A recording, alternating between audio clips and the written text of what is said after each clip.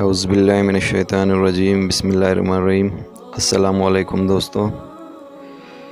حضرت ابوذر رضی اللہ تعالیٰ عنہ فرماتے ہیں کہ ایک مرتبہ نبی اکرم صلی اللہ علیہ وسلم سردی کے موسم میں باہر تشریف لائے اور پتے درختوں پر سے گر رہے تھے۔ آپ صلی اللہ علیہ وسلم نے ایک درخت کی ٹہنی ہاتھ میں لی اور اس کے پتے اور بھی گرنے لگے۔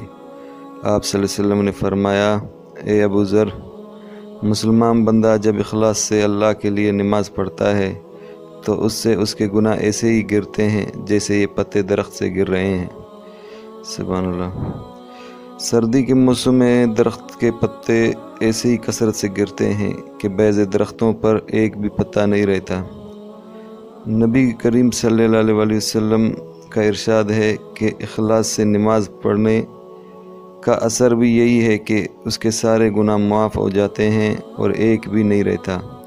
مگر ایک بات قابل لحاظ ہے کہ علماء کی تحقیق آیت قرآنیہ اور احادیث نبویہ کی وجہ سے یہ ہے کہ نماز وغیرہ عبادات سے صرف گناہ صغیرہ معاف ہوتے ہیں، کبیرہ بغیر توبہ کے معاف نہیں ہوتے۔ اس لیے نماز کے ساتھ توبہ و استغفار کا اہتمام بھی کرنا چاہیے، اس سے غافل نہ ہونا چاہیے۔ البتہ حق تعالی شانہ اپنے فضل سے کسی کے گناہ کبیرہ بھی معاف فرما دیں تو دوسری بات ہے۔ اللہ پاک ہمیں عمل کرنے کی توفیق عطا فرمائے۔ السلام علیکم۔